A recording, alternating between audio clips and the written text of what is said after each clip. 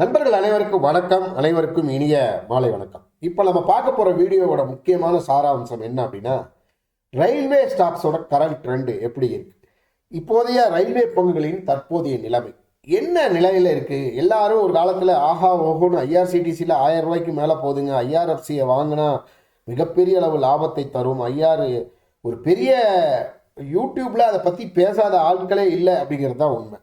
ஆனால் அந்த பங்குகளில் வந்த லாபங்கள் எல்லாமே நியரஸ்ட் குறைஞ்சி கீழே போயிடுச்சு.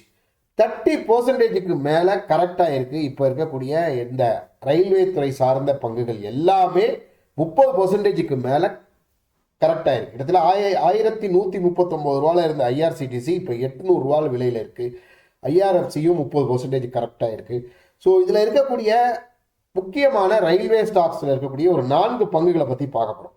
இந்த பங்குகளை வச்சிருக்கிறவங்க என்ன பண்ணலாம் சார்? வித்துட்டு வெளியே போயிடலாமா, இல்லை ஹோல்ட் பண்ணலாமா, இல்லை சார் இன்னும் ஆவரேஜ் பண்ணி அதை ஈக்குவல் பண்ணி இன்னும் அக்குமுலேட் பண்ணி வச்சுக்கலாமா அப்படிங்கிறத இந்த வீடியோவோட முக்கியமான விஷயம்.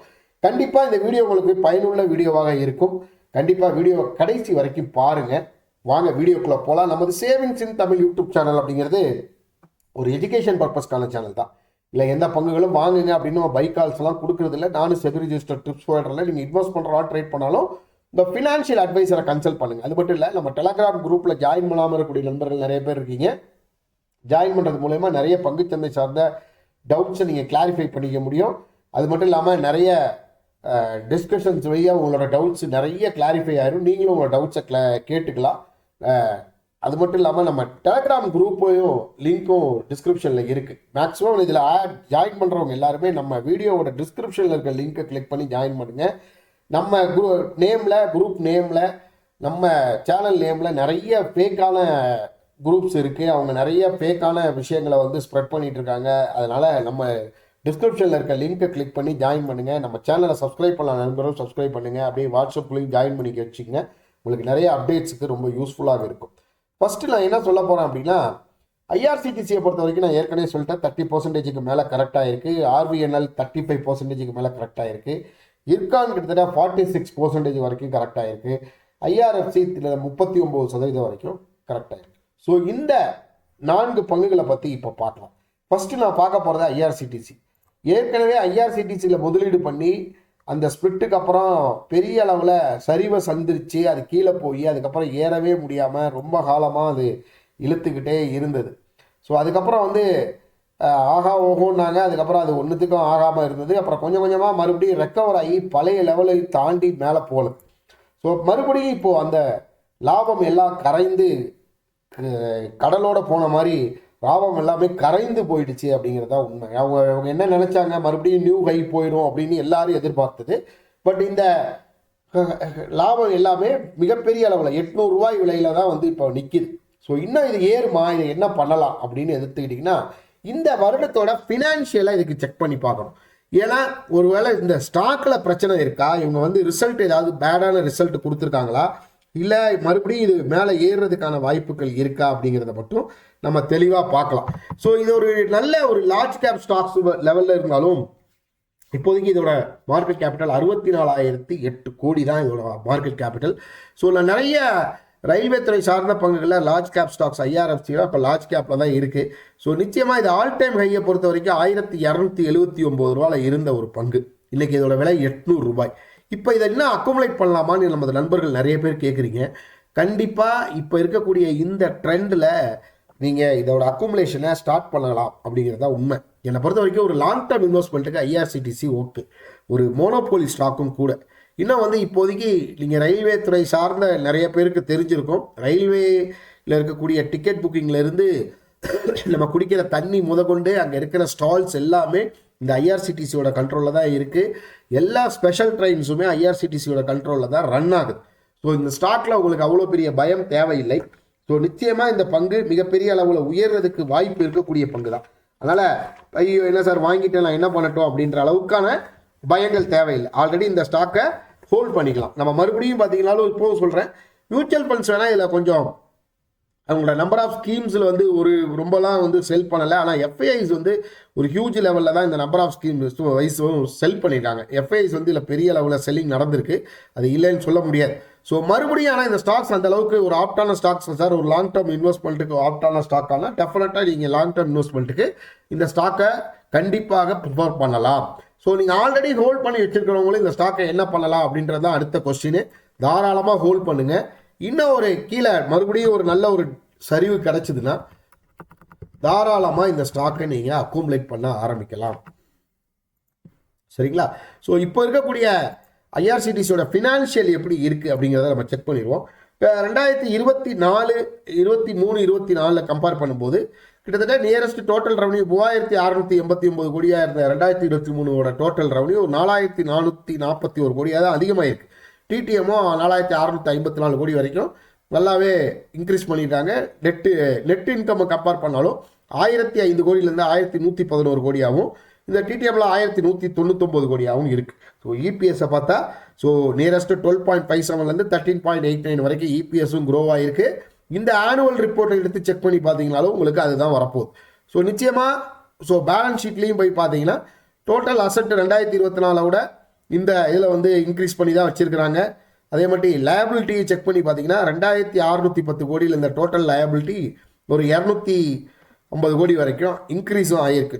டோட்டல் ஈக்விட்டியும் பார்த்தீங்கன்னாலும் நல்ல ஒரு க்ரோவில் தான் இருக்குது. ஸோ அதனால் இந்த பேலன்ஸ் ஷீட்டும் நல்லாவே இருக்குது. கேஷ் ஃப்ளோவை பொறுத்த வரைக்கும் net charge cash flow 2023 compare பண்ணும்போது நல்லாவே இன்க்ரீஸ் பண்ணி வச்சுருக்கிறாங்க. ஃப்ரீ கேஷ் ஃப்ளோவும் ஓரளவு கம்மியாக இருந்தாலும் கேஷ் ஃப்ளோ கண்டிப்பாக இந்த இயருக்கு ஓரளவு பெட்டராகவே இருக்குது. எக்ஸ்பெண்டிச்சர் தான் கொஞ்சம் கேபிட்டல் எக்ஸ்பெண்டிச்சர் கொஞ்சம் அதிகமாக இருக்குது அப்படிங்கிறது முக்கியம். ஸோ இந்த ஸ்டாக்கை பொறுத்த வரைக்கும் ஒரு மாடரேட்டான ஸ்டாக்கு. ஸோ டெஃபினட்டாக நீங்கள் இந்த ஸ்டாக்கை ஹோல்ட் பண்ணலாம். அடுத்து பார்த்தீங்கன்னா எஃப்ஐஎஸோட ஹோல்டிங்ஸை பொறுத்த வரைக்கும் லாஸ்ட்டு ஜூன் குவார்ட்டரில் பார்த்தீங்கன்னா 7.78% வச்சுருந்தாங்க. இப்போ 7.54% குறைச்சிருக்காங்க. ஸோ எஃப்ஐஎஸ் நல்லா செல் பண்ணியிருக்காங்க அப்படிங்கிறது தெரியுது. ஸோ அதே மாதிரி பார்த்தீங்கன்னா மியூச்சுவல் ஃபண்ட்ஸும் 3.91லேருந்து 3.56 வரைக்கும் குறைச்சிருக்காங்க. ஸோ நிச்சயமாக இது இந்த பர்சன்டேஜ் வைஸ் குறைஞ்சிருக்கிறது வந்து இதுக்கு ஒரு நெகட்டிவிட்டியாக இருக்கலாம். ஆனால் மறுபடியும் உயரக்கூடிய ஒரு பங்கு, பயப்பட வேண்டிய அவசியம் இல்லாத பங்கு அப்படிங்கிறது தெளிவாக நான் சொல்லிக்கிறேன். ஸோ அடுத்து பார்த்தீங்கன்னா ரயில் விகாஸ் நிகம் லிமிடெட் ஆர்விஎன்எல். என்னை பொறுத்த வரைக்கும் ஆர்விஎன்எல் லாஸ்ட் ஒர்க்கிங் செஷனில் 15 ரூபா வரைக்கும் இருக்குது. நியரஸ்ட் 3.83% வரைக்கும் ஏறி இருக்குது. நியரஸ்ட் இதோட மார்க்கெட் கேபிட்டல் 90,104 கோடி. ஸோ ஒரு நல்ல ஒரு சரிவு தான், இல்லைன்னு சொல்ல முடியாது. கிட்டத்தட்ட 35% மேலே இறங்கியிருக்கு. மறுபடியும் இந்த ஸ்டாக் இன்னும் கூட இறங்குறதுக்கான வாய்ப்புகள் இருக்குது. அதனால் பயப்படுறதுக்கெலாம் ஒன்றும் இல்லை. என்னை பொறுத்த வரைக்கும் பிலோ 400 கிடச்சிதுன்னா இந்த ஆர்விஎன்எல்ல கண்ணை மூடிட்டு அக்குமுலேட் பண்ணி வச்சுக்கோங்க. ஒரு நல்ல பர்ஃபார்மிங் ஸ்டாக்கு. ஏன்னா கேஜ் கன்வர்ஷன் சொல்லுவாங்க இல்லையா, இப்போ வந்து நிறைய நியூ ட்ராக்ஸ் பண்ணிட்டு இருக்கிறாங்க. அதில் வந்து இப்போது ராமேஸ்வரம் பாம்பன் பிரிட்ஜு அந்த ஒர்க்கும் கூட ஆர்விஎன்எலோட ஒர்க்கு கன்ஸ்ட்ரக்ஷனில் தான் நடந்து முடிந்தது. அதனால் வந்து பார்த்தீங்கன்னா மிக முக்கியத்துவம் வாய்ந்த ஒரு ரயில்வே துறை சார்ந்த பங்கு. என்னை பொறுத்த வரைக்கும் மற்ற பங்குகள் எப்படி ஐஆர்சிடிசி ஒரு மோனோபோலியில் ஒரு தனித்துவமாக இருக்கும், அது மாதிரி கன்ஸ்ட்ரக்ஷன் பேஸில் இருக்கக்கூடிய பங்குகள், ரயில்வே துறை சார்ந்த கன்ஸ்ட்ரக்ஷன் பேஸில் இருக்கக்கூடிய பங்குகளில் ஆர்விஎன்எல் ஒரு முக்கிய இடத்துல இருக்குது. ஏன்னா இப்போ மெட்ரோ ஒர்க்கு ஃபுல்லாகவே இவங்களோட அண்டரில் தான் நடந்துட்டு இருக்கு பாதி ஒர்க்கு. ஸோ அதனால் ஆர்விஎன்எல்ல நீங்கள் அந்தளவுக்கு பயந்துட்டு அவாய்ட் பண்ண வேண்டிய அவசியம் கிடையாது. ஒரு ஸ்ட்ராங் ஃபினான்ஷியல் இருக்கக்கூடிய நிறுவனம். 3 years CAGR நல்லாவே வச்சுருக்காங்க. ரெவன்யூ 13.7% வரைக்கும் வச்சுருக்காங்க. டெட் ப்ராஃபிட் 19.5% வரைக்கும் இருக்குது. ஆப்ரேட்டிங் ப்ராஃபிட் 15.4% வரைக்கும் இருக்குது. இல்லை எஃப்ஐஐஸ் வந்து நிறைய ஸ்டாக்ஸை செல் பண்ணாங்க. ஆனால் இந்த செப்டம்பர் குவார்ட்டரில் பை பண்ண ஒரு ஸ்டாக்ஸில் ஒன்று முக்கியமானது ஆர்விஎன்எல். நல்லா பார்த்தீங்கன்னா உங்களுக்கு தெரியும். So you can accumulate. என்னை பொறுத்த வரைக்கும் உங்களுக்கு வாய்ப்பு கிடைக்கும் போதெல்லாம் ஆர்விஎன்எல் அக்குமுலேட் பண்ணி வச்சுக்கோங்க. மிகப்பெரிய அளவில் இந்த ஸ்டாக் உயர்றதுக்கான வாய்ப்புகள் இருக்குது அப்படிங்கிறதா ஒன்று. நான் ஸ்டாக்கை பை பண்ண சொல்லலை, டெஃபினட்டாக ஸ்டாக்கை பற்றி அனலைஸ் தான் பண்ணுறோம். இந்த ஸ்டாக்கோட பையிங் ட்ரெண்ட் எப்படி இருக்குன்றதான் சொல்லிட்டு இருக்கோம். ஒரு வருஷத்துக்கு 159% ரிட்டர்ன்ஸ் கொடுத்துருக்கு. 3 வருஷத்துக்கு 1098% வரைக்கும் ரிட்டர்ன்ஸ் கொடுத்துருக்கு. ஆனால் செப்டம்பர் குவார்ட்டரில் அவங்க கொஞ்சம் இயர் ஆன் இயருக்கு வந்து அவங்களோட சேல்ஸ் வந்து குறைஞ்சிருக்கு அப்படிங்கிறது உண்மை.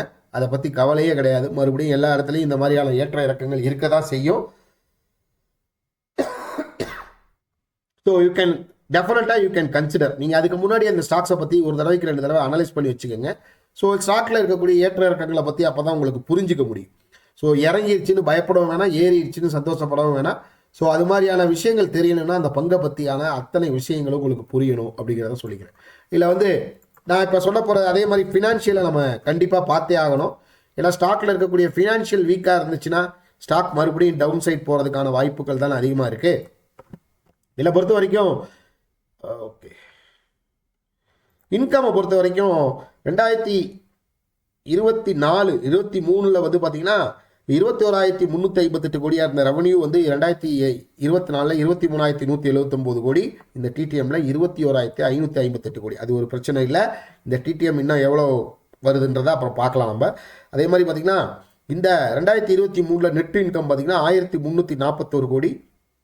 இந்த 24 1,574 கோடி. இந்த டிடிஎம்ல 1,347 கோடியாக இருக்குது. இபிஎஸும் பெரிய அளவில் 2024 கம்பேர் பண்ணும்போது இந்த டிடிஎம்ல கொஞ்சம் குறைஞ்சிருக்கு. ஸோ அதுதான் இந்த செப்டம்பரில் வந்த குவார்ட்டரில் இருந்தக்கூடிய அந்த நிதர்சனமான ஒரு உண்மை அப்படிங்கிறது உண்மை. ஸோ இதுலேயும் வந்து பார்த்தீங்கன்னா அடுத்து பேலன்ஸ் ஷீட்டை செக் பண்ணாலும் அவங்களுக்கு ஈஸியாக புரிஞ்சிடும். பேலன்ஸ் ஷீட்டில் கரண்ட் அசட் வந்து 14,737 கோடி. இதில் வந்து கரண்ட் அசட்டில் இப்போ வந்து குறைஞ்சிருக்கு 9,045 கோடியாக குறைஞ்சிருக்கு. ஸோ அவங்க என்ன பண்ணியிருக்காங்க அப்படின்னு பார்த்தீங்கன்னா அதர் அசட்ஸில் வந்து நிறையா ஸ்பெண்ட் பண்ணியிருக்காங்க. இந்த 2022 கம்பேர் பண்ணும்போது 2023 7,024 கோடி வரைக்கும் அதர் அசட்ஸில் வந்து கொஞ்சம் ஸ்பெண்ட் பண்ணியிருக்காங்க. ஸோ அதனால் கரண்ட் அசட்ஸ் வந்து குறைஞ்சிருக்கு. அது மட்டும் இல்லாமல் இதை லயபிலிட்டியை செக் பண்ணி பார்த்தீங்கன்னாலும் உங்களுக்கு புரியும். மேக்ஸிமம் லயபிலிட்டி வந்து உங்களுக்கு ரொம்ப கம்மியாக தான் இருக்கும். ஏன்னா ஒரு அரசு துறை சார்ந்த நிறுவனம் அப்படிங்கிறதுனால டோட்டல் லாங் டேர்ம் டெப்ட் வந்து பார்த்தீங்கன்னா குறைஞ்சிருக்கு. அதை தான் சொல்ல வரேன். 6,343 கோடியிலேருந்து 6,041 கோடியாக டோட்டல் லாங் டேர்ம் டெப்ட் குறைஞ்சிருக்கு அப்படிங்கிறது முக்கியம். ஸோ இதை வந்து டெப்டை குறைச்சிருக்காங்க. டோட்டல் லயபிலிட்டியை செக் பண்ணும்போதும் 13,741 கோடியிலேருந்து 11,997 கோடியாக குறைஞ்சிருக்கு. ஸோ டோட்டல் ஈக்விட்டியும் நல்ல ஒரு க்ரோ கண்டிஷனில் தான் இருக்குது அப்படிங்கிறது. அடுத்து கேஷ் ஃப்ளோவை செக் பண்ணி பார்த்தீங்கன்னாலும் உங்களுக்கு புரியும். கேஷ் ஃப்ளோவை பொறுத்த வரைக்கும் நெட் சேஞ்ச் கேஷ் வந்து பார்த்தீங்கன்னா 3,172 கோடியிலேருந்து இன்க்ரீஸ் ஆகி இப்போது இந்த 2024 கேஷ் ஃப்ளோ வந்து ரொம்ப கம்மியாக குறைஞ்சிருக்கு அப்படிங்கிறது தான் முக்கியமான விஷயமே. இப்போ வந்து இந்த கேஷ் ஃப்ளோ ஜென்ரேஷனில் ரொம்ப பெரிய அளவில் மாற்றங்கள் இருந்திருக்கு அப்படிங்கிறது. அடுத்து பார்த்தீங்கன்னா ஃப்ரீ கேஷ் ஃப்ளோவும் பார்த்தீங்கன்னா 2023 விட இப்போ கம்பேர் பண்ணும்போது 2,617 கோடி தான் இருக்குது. ஆனால் 2022 4,677 கோடியாக இருந்தது. 2023 ரொம்ப குறைஞ்சி இப்போ மறுபடியும் ரெக்கவர் ஆகிருக்கு. ஸோ நிச்சயமாக இது ஒரு முக்கியமான விஷயம் தான். கேஷ் ஃப்ளோ ஓரளவு இப்போதைக்கு ஜென்ரேட் பண்ணியிருக்காங்க அப்படிங்கிறது. ஆனால் இந்த ஃபாரின் இன்ஸ்டிடியூஷனல் இன்வெஸ்டர்ஸோட ஹோல்டிங்ஸை செக் பண்ணி பார்த்தீங்கன்னா உங்களுக்கு அதிகபட்சமான வியப்பு இருக்கும். என்னென்னா ஜூன் குவார்ட்டரில் 3.13% இருந்த அவங்களோட ஹோல்டிங்ஸு 5.05 வரைக்கும் இன்க்ரீஸ் பண்ணி வச்சுருக்காங்க. மியூச்சுவல் ஃபண்ட்ஸும் 0.19 0.21 வரைக்கும் இன்க்ரீஸ் பண்ணி வச்சுருக்காங்க. ஸோ கண்டிப்பாக ரெண்டு பேரும் அக்குமுலேஷன் பண்ணிட்டு இருக்காங்க அப்படிங்கிறது தெளிவாக தெரியுது. ஸோ இந்த பங்கையும் நாமளும் இந்த ஸ்டான்ஸை விட வேணாம் அப்படிங்கிறத என்னோட கருத்து. இர்கான் இன்டர்நேஷனல், இந்த இர்கான் இன்டர்நேஷனலை பொறுத்த வரைக்கும் வெளிநாடுகளில் நடக்கக்கூடிய ரயில்வே துறை சார்ந்த ப்ராஜெக்ட்ஸ் எல்லாமே இந்த இர்கானோட அண்டரில் தான் வருது. ஸோ அந்த அளவுக்கு பெரிய அளவில் ஒரு லாபம் வரக்கூடிய நிறுவனமா அப்படின்னா அந்த அளவுக்குலாம் இல்லை. இர்கானை பொறுத்த வரைக்கும் எனக்கு அதான் சொல்ல வரும். அந்த அளவுக்கு பெரிய அளவில் இப்போ வெளிநாடுகளில் நமக்கு ப்ராஜெக்ட்ஸ் வரதில்லை. முன்னாடிலாம் சோமாலியா, சிங்கப்பூர்லாம் நிறைய ரயில்வே ட்ராக்ஸ்லாம் பண்ணாங்க. இப்போ அந்த மாதிரி இல்லை. ஸோ கென்யா அங்கெல்லாம் இப்போ சண்டையே இப்போ பெரிய பிரச்சனையாக இருக்குது. ஸோ அதனால் அவங்களோட இர்கான் இன்டர்நேஷனலோட ப்ராஜெக்ட்ஸ் வந்து ரொம்ப குறைஞ்சி தான் இருக்கும். நீங்கள் போய் செக் பண்ணி பார்த்தீங்கன்னா உங்களுக்கு தெரியும். மற்ற இரண்டு கம்பெனியை கம்பேர் பண்ணும்போது இப்போதைக்கு பெரிய அளவு ப்ராஜெக்ட்ஸ் அவங்கள்ட்ட இல்லை. அதே மாதிரி எஃப்ஐஐஸும் பார்த்தீங்கன்னா பெரிய அளவில் அவங்களோட ஹோல்டிங்ஸை செல் பண்ணியிருக்காங்க. ஸோ நிச்சயமாக பர்சன்டேஜ் வைஸ் அவங்க செல் பண்ணியிருக்காங்கன்னா நம்பர் ஆஃப் ஸ்கீம்ஸ் வைஸ் வந்து இன்க்ரீஸ் பண்ணி தான் வச்சுருக்காங்க. ஸோ இன்னும் கூட இர்கானை பொறுத்த வரைக்கும் நெட் சேல்ஸ் நல்ல டவுனாக இருக்குது அப்படிங்கிறது முக்கியம். இன்டர்நேஷனல் லெவலில் நிறைய ப்ராஜெக்ட்ஸ் முன்னாடி வச்சுருந்தாங்க. இப்போதைக்கு அவங்களோட ப்ராஜெக்ட்ஸே பெரிய அளவில் குறைஞ்சிருக்கு. எஃப்ஐஐஸை பொறுத்த வரைக்கும் 3.94%, டிஐஸை பொறுத்த வரைக்கும் 1.89% ஹோல்டிங்ஸ் மெயின்டைன் பண்ணுறாங்க. ஸோ இதுக்கு இல்லாமல் நம்ம இப்போ பார்க்க போகிறது அடுத்த ஃபினான்ஷியலை பார்த்துருவோம். வீடியோ கொஞ்சம் பெருசாக இருந்தாலும் இது தெளிவான ஒரு அனலைசஸாக இருக்கும். கண்டிப்பாக பாருங்கள் எல்லாரும், உங்களுக்கு ஒரு யூஸ்ஃபுல்லான ஒரு விஷயமாக தான் இருக்கும். ஃபினான்ஷியலாக பார்த்தீங்கன்னா இன்கம்மை பொறுத்த வரைக்கும் 2023-24 கம்பேர் பண்ணிங்கன்னா 10,781 கோடியாக இருந்த ரெவன்யூ 12,916 கோடியாகவும் இந்த டிடிஎம்ல 11,929 கோடியாகவும் இருக்குது. நெட் இன்கம் ஆனால் 765 கோடியிலேருந்து 929 கோடி வரைக்கும் அதிகமாக இருக்குது. இந்த இதுலேயும் 921 கோடி வரைக்கும் மெயின்டைன் பண்ணுறாங்க. ஸோ இன்னும் இபிஎஸும் லாஸ்ட் 2 இயர்ஸை கம்பேர் பண்ணும்போது ஒரு 9.80% வரைக்கும் நல்லாவே இருக்குது. இதுலேயும் உங்களோட பேலன்ஸ் ஷீட்டை செக் பண்ணி பார்த்தீங்கன்னா உங்களுக்கு தெரியும். கரண்ட் அசெட்டில் வந்து 10,252 கோடியாக இருந்த கரண்ட் அசெட் இப்போ 11,145 கோடியாக தான் இருக்குது. இன்னும் 24லேயும் நல்ல ஒரு இன்க்ரீஸ் பண்ணி தான் வச்சுருக்காங்க. டோட்டல் அசெட்ஸும் நல்ல ஒரு வேல்யூபிள் கண்டிஷனில் தான் இருக்குது. கரண்ட் லயபிலிட்டியை செக் பண்ணி பார்த்தீங்கன்னா உங்களுக்கு தெரியும். இந்த டோட்டல் லாங் டேர்ம் லயபிலிட்டிஸ் வந்து பார்த்தீங்கன்னா கடன் டோட்டல் லாங் டேர்ம் டெப்ட் பார்த்தீங்கன்னா 1,304 கோடியிலேருந்து 1,440 கோடியாகவும் இப்போ 2,459 கோடியாகவும் டோட்டல் டெப்ட் அதிகமாக இருக்குது. ஸோ டோட்டல் லயபிலிட்டிஸும் பெரிய அளவில் உயர்ந்திருக்கு அப்படிங்கிறது தெரியுது. ஸோ கடன் வந்து அதில் தான் கொஞ்சம் இன்க்ரீஸ் பண்ணியிருக்காங்க. So net flow cash wise பார்த்தீங்கன்னா பெரிய அளவில் இல்லை. நெட் ஃப்ரீ கேஷ் ஃப்ளோ வந்து ரொம்ப கம்மியாக இருக்குது. நெகட்டிவில் இருக்குது. 926 கோடி மைனஸில் இருக்குது. ஸோ இது ஒரு மிகப்பெரிய கேஷ் ஃப்ளோ வந்து அந்த அளவுக்கு பெரிய அளவில் இல்லை அப்படிங்கிறது முக்கியம். ஹோல்டிங்ஸை செக் பண்ணி பார்த்தீங்கன்னா எஃப்ஐஎஸோட ஹோல்டிங்ஸை செக் பண்ணி பார்த்தீங்கன்னா உங்களுக்கு புரியும். 4.17லேருந்து 3.94 குறைச்சிருக்காங்க. மியூச்சுவல் ஃபண்ட்ஸை பொறுத்த வரைக்குமே பெரிய அளவில் செல்லிங் நடந்திருக்கு. 1.67லேருந்து 0.31 வரைக்கும் செல்லிங் நடந்திருக்கு. ஸோ இர்கானை பொறுத்த வரைக்கும் நியூ பையர்ஸ் வந்து கொஞ்சம் வெயிட் பண்ணலாம். பட் ஆல்ரெடி ஹோல்டிங்கில் வச்சுருக்கவங்க ஹோல்ட் பண்ணிக்கோங்க. கொஞ்சம் டைம் ஆகும் ஆனால் ஏறுறதுக்கு. ஸோ ஸ்டாக்ஸ் வந்து இப்போதைக்கு நியூ பையர்ஸ் இந்த ஸ்டாக்ஸை அவாய்ட் பண்ணுறது பெட்டர் அப்படிங்கிறது என்னோட தனிப்பட்ட கருத்து. ஸோ ஆனால் ஆல்ரெடி ஹோல்ட் பண்ணுறவங்க தாராளமாக ஹோல்ட் பண்ணுங்கள். உங்களோட பணம் கண்டிப்பாக மேலே ரெக்கவர் ஆகும். ஆனால் கொஞ்சம் டைம் ஆகும். அதுதான் உண்மையான விஷயம். சரிங்களா? அடுத்து அதே மாதிரி ஐஆர்எஃப்சி பெரிய அளவில் லாபத்தை தந்த ஒரு long term large cap stocks அப்படிங்கிறதுல இதுதான் முக்கியம். மார்க்கெட் கேபிட்டல் வைஸ் பார்த்தீங்கன்னா 1,89,728 கோடி. ஸோ ரயில்வே துறை சார்ந்த லீசிங் அண்டு டெண்டர்ஸ் எல்லாமே ஃபினான்ஷியலாக சார்ந்த நிறுவனங்கள் இந்த விஷயங்கள் அனைத்துமே இந்த ஐஆர்எஃப்சியை தான் சாரும். இதில் வந்து ஒரு மிகப்பெரிய அளவு லார்ஜ் கேப் ஸ்டாக்ஸு. ஸோ நல்ல சரிவில் தான் இருக்குது. நான் இல்லைலாம் சொல்லலை. 225 ரூபா 25 ரூபா வரைக்கும் போயிட்டு திருப்பி எங்கே வந்துருச்சு 140 ரூபா வரைக்கும் வந்தாச்சு. சரிங்களா? ஸோ இன்னும் கூட இந்த ஸ்டாக்ஸில் ஒரு சின்ன கரெக்ஷன் ஐ வில் எக்ஸ்பெக்ட் பண்ணுறேன். ஸோ மியூச்சுவல் ஃபண்ட்ஸ் மிகப்பெரிய அளவில் ஸ்டேக்ஸை செல் பண்ணாங்க. எஃப்ஐஐஸாக இருக்கட்டும் செல் பண்ணாங்க. ஆனால் பயப்படுறதுக்கு ஒன்றுமே இல்லை இந்த ஸ்டாக்கில். டெஃபினட்டாக ஸ்டாக்ஸ் மேலே போயிடும். அந்த அளவுக்கு பெரிய அளவில் ஸ்டாக்ஸை வந்து பயந்துக்கிட்டு வித்துட்டுலாம் போயிட வேணாம். தாராளமாக ஆல்ரெடி ஹோல்டிங்கில் இருக்கிறவங்க மெயின்டைன் பண்ணுங்கள். இன்னும் இறங்குனுச்சுன்னா தாராளமாக அக்குமுலேட்டும் பண்ணி வச்சுக்கோங்க. ஸோ ஸ்டாக்ஸ் மறுபடியும் டெஃபினட்டாக ரீபவுண்ட் ஆகிடும். அதில் எந்த டவுட்டுமே கிடையாது. ஸோ எல்லாம் அந்தளவுக்கு ஒரு நிறைய ரயில்வே ப்ராஜெக்ட்ஸ் போயிட்டுருக்கு. இப்போதைக்கு ரயில்வேல நிறைய அவங்களோட வளர்ச்சி திட்டத்துக்கு நிறைய ஸ்பெண்ட் பண்ணிட்டு இருக்காங்க. இது அத்தனையுமே இந்த ஐஆர்எஃப்சி வழியாக தான் வந்து ஆகணும். அதனால் மிகப்பெரிய அளவில் வாய்ப்பு இருக்கக்கூடிய ஒரு நிறுவனம். இதுலேயும் வந்து ஃபினான்ஷியலாக செக் பண்ணி பார்க்காம நம்ம சொல்ல முடியாது. ஐஆர்எஃப்சியை பொறுத்த வரைக்கும் இப்போ இருக்கக்கூடிய 2022 2023 ஃபினான்ஷியலை செக் பண்ணி பார்த்தீங்கன்னா இன்கம்மை பொறுத்த வரைக்கும் 9,047 கோடியாக இருந்த 23,762 கோடியாக இருந்த 2023 டோட்டல் ரெவன்யூ 26,655 கோடியாக அதிகரிச்சிருக்கு. இந்த டிடிஎம்மும் நல்ல ஒரு க்ரோ காமிச்சிருக்காங்க. நெட் இன்கமும் 6,167 கோடியிலேருந்து 6,412 கோடியாக உயர்ந்திருக்கு. 6,505 கோடியாக இந்த டிடிஎம்மில் இருக்குது. இபிஎஸும் நல்ல க்ரோவில் இருக்குது. ஸோ ஸ்டாக்கை கண்டு நீங்கள் பயப்பட வேண்டிய அவசியமே இல்லை. எஃப்ஐஐ செல் பண்ணிட்டாங்கன்றது உண்மை. ஒரு 0.02% மட்டும்தான் செல் பண்ணியிருக்காங்க. அது ஒரு பெரிய விஷயமா கிடையாது.